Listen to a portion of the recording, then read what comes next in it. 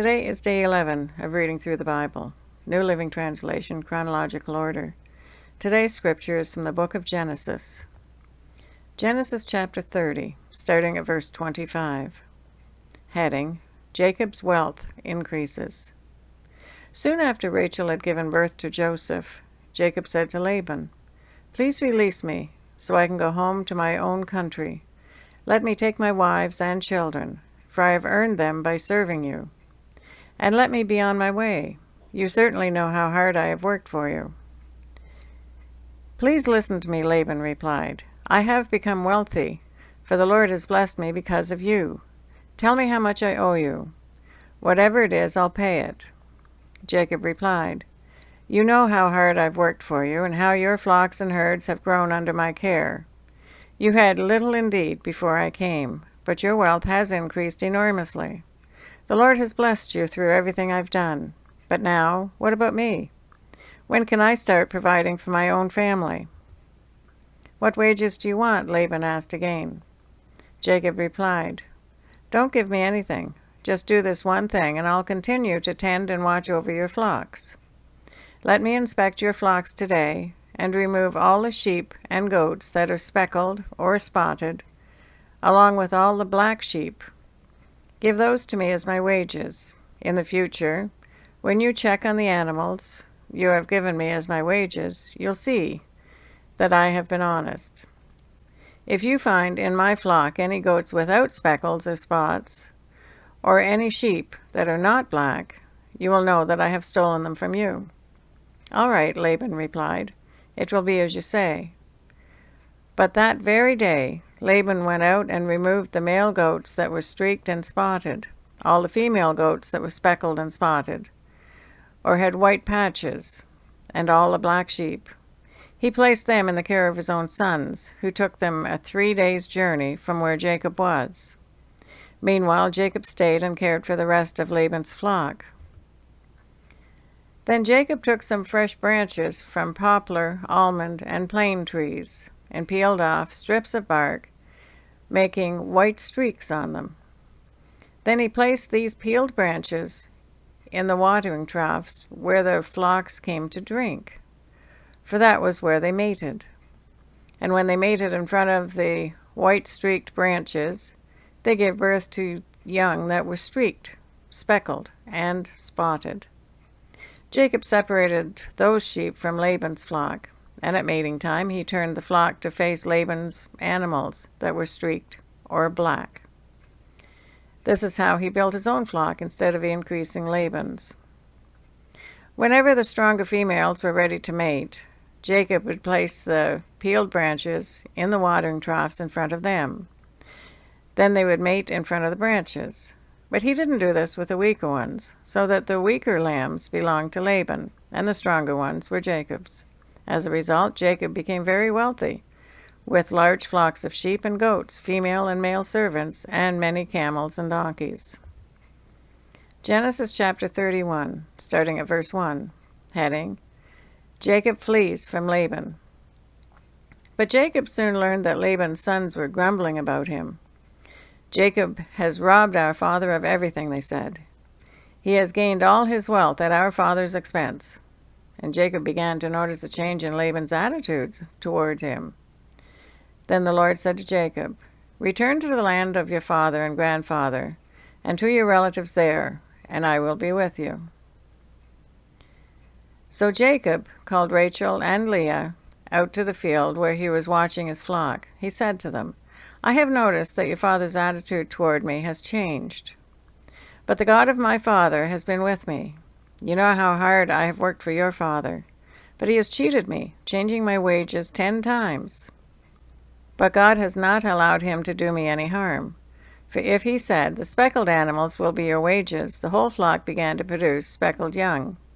And when he changed his mind and said, 'The striped animals will be your wages,' then the whole flock produced striped young. In this way God has taken your father's animals and given them to me.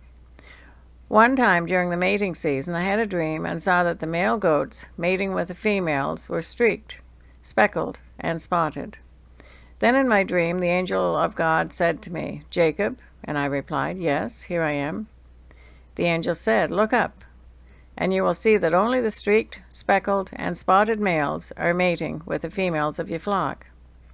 For I have seen how Laban has treated you. I am the God who appeared to you at Bethel, the place where you anointed the pillar of stone, and made your vow to me. Now get ready to leave this country and return to the land of your birth."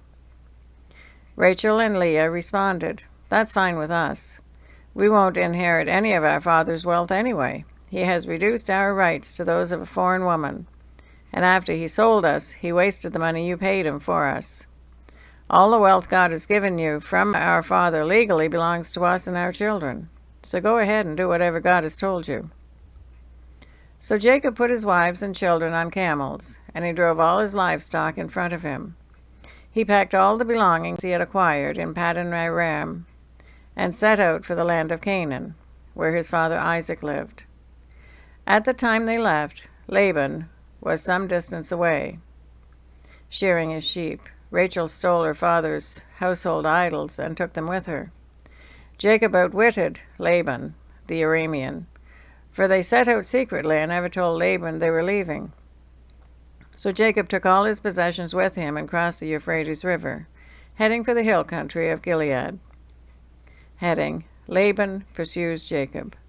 3 days later, Laban was told that Jacob had fled, so he gathered a group of his relatives and set out in hot pursuit. He caught up with Jacob 7 days later in the hill country of Gilead, but the previous night God had appeared to Laban, the Aramean, in a dream and told him, "I am warning you, leave Jacob alone." Laban caught up with Jacob as he was camped in the hill country of Gilead, and he set up his camp not far from Jacob's. "What do you mean by deceiving me like this?" Laban demanded. "How dare you drag my daughters away like prisoners of war? Why did you slip away secretly? Why did you deceive me? And why didn't you say you wanted to leave? I would have given you a farewell feast, with singing and music accompanied by tambourines and harps. Why didn't you let me kiss my daughters and grandchildren and tell them goodbye? You have acted very foolishly. I could destroy you, but the God of your father appeared to me last night and warned me, leave Jacob alone. I can understand your feeling that you must go and your intense longing for your father's home, but why have you stolen my gods?" "I rushed away because I was afraid," Jacob answered. "I thought you would take your daughters from me by force. But as for your gods, see if you can find them, and let the person who has taken them die. And if you find anything else that belongs to you, identify it before all these relatives of yours, and I will give it back." But Jacob did not know that Rachel had stolen the household idols. Laban went first into Jacob's tent to search there, then into Leah's, and then the tents of the 2 servant wives, but he found nothing.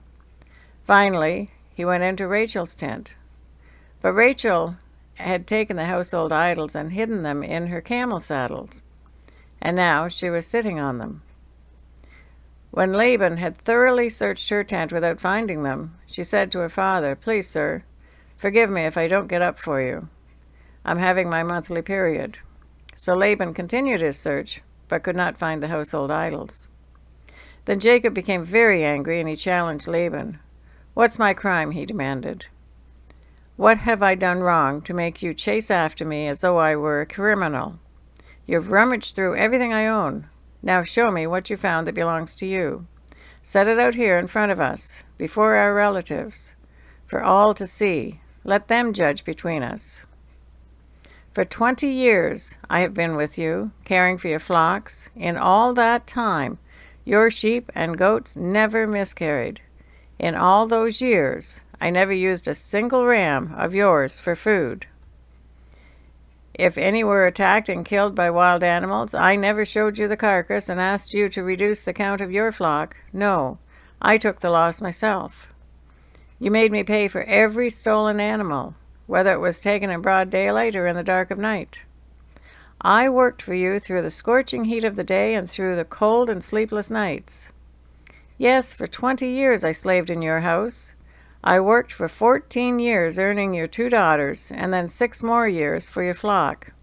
And you changed my wages 10 times. In fact, If the God of my father had not been on my side, the God of Abraham and the fearsome God of Isaac, you would have sent me away empty-handed. But God has seen your abuse and my hard work. That is why he appeared to you last night and rebuked you. Heading: Jacob's treaty with Laban. Then Laban replied to Jacob, These women are my daughters, these children are my grandchildren, and these flocks are my flocks. In fact, everything you see is mine. But what can I do now about my daughters and their children? So come, let's make a covenant, you and I, and it will be a witness to our commitment.